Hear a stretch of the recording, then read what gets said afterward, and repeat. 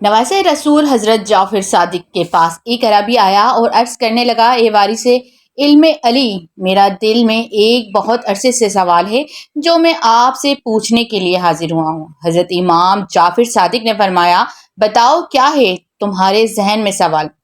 عربی عرض کرنے لگا کہ ایک عرصے میں سوچتا رہتا ہوں کہ الو ہمیشہ ویرانے میں کیوں رہتا ہے، وہ کیوں آبادی کے قریب نہیں رہتا، الو کیوں ہمارے لیے منحوس ہے؟ حضرت جعفر صادق نے لمبی آہ بھری اور فرمایا، یہ پرندہ الو ہمیشہ ایسا نہیں تھا، پہلے یہ ویران جگہوں پر نہیں رہتا تھا اور نہ ہی یہ اداس رہتا تھا۔ یہ پرندہ آقا دو جہاں حضرت محمد صلی اللہ علیہ وسلم کی آل سے محبت کرنے والا پرندہ تھا۔ جب سے کربلا کا واقعہ پیش آیا تب سے اس پرندے نے ویران جگہوں پر رہنا شروع کیا ہے۔ جب الو نے دیکھا کہ میرے حضرت امام حسین رضی اللہ تعالی عنہ اپنے قافلے کے ساتھ میدان کربلا میں تشریف فرما ہیں تو یہ پرندہ 9 محرم کی رات کو میدان کربلا کے میدان میں پہنچ گیا۔ وہاں پہنچ کر اس پرندے نے امام حسین رضی اللہ تعالی عنہ سے عرض کیا، اے نواز رسول، آپ رضی اللہ تعالی عنہ مجھے کل حکم دیں تو میں بھی الو کی فوج لے کر آ جاتا ہوں اور ہم آپ کے ساتھ مل کر لڑیں گے۔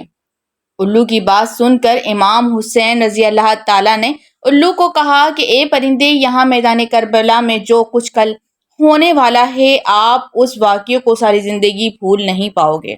تم سے یہ واقعہ برداشت نہیں ہوگا، تم یہاں سے چلے جاؤ، میں اللہ کی رضا پر راضی ہوں۔ حضرت امام حسین رضی اللہ تعالیٰ عنہ کی زبان مبارک سے یہ الفاظ سن کر الو بہت ہی پریشان ہو گیا۔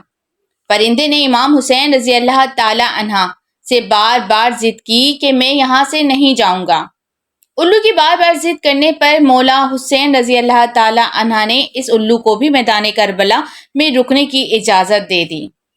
اس طرح الو نے تمام واقعہ اپنی آنکھوں سے دیکھا کہ یزید کی فوج نے امام حسین اور اس کے جانشینوں کو کس طرح سے شہید کیا، آل محمد کی اولاد کے ساتھ یزید نے کیا سلوک کیا۔ الو نے سب شہیدوں کو شہید ہوتے ہوئے اپنی آنکھوں سے دیکھا تھا۔ جب شہیدوں اور حضرت امام حسین رضی اللہ تعالیٰ عنہ کے سر مبارک کو بدن سے جدا ہوتے ہوئے دیکھا تو حضرت محمد صلی اللہ علیہ وسلم کی آل پر یزید فوج کا ظلم اپنی آنکھوں سے دیکھ نہ پایا۔ کس طرح امام حسین رضی اللہ تعالیٰ عنہ کے سر مبارک کو بدن سے جدا کیا، کس طرح سے انہوں نے امام حسین رضی اللہ تعالیٰ عنہ کے جسم مبارک کو اذیتیں دیں۔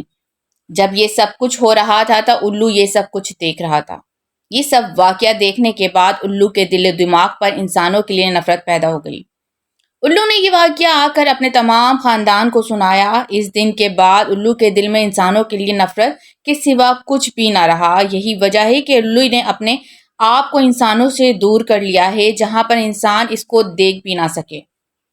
الو حضرت محمد صلی اللہ علیہ وسلم کی آل سے بے پناہ محبت کرنے والا پرندہ ہے، لیکن لوگ اس پرندے کو منحوس سمجھتے ہیں۔ آج کل لوگوں کا یہ خیال ہے کہ اگر ہمارے گھر کے آس پاس بھی الو بول دے تو ہم پر کوئی نہ کوئی مصیبت آ جائے گی۔ اگر الو کسی کی چھت پر بولے تو اس کے ڈر سے اپنا گھر بار چھوڑ دیتے ہیں کہ ہمارے گھر پہ الو آ کر بیٹھ گیا ہے، ہمارے گھر کو کوئی آفت آ گرے گی۔ دوستو، الو کو منحوس کہنا جاہلانہ سوچ ہے۔ الو کے بولنے سے نہ تو آپ کے گھر میں کوئی آفت آتی ہے اور نہ ہی کوئی پریشانی آتی ہے۔ یہ تو بیچارہ معصوم سا جانور ہے، اس کے بولنے یا نہ بولنے سے انسانی زندگی پر کوئی بھی فرق نہیں پڑتا۔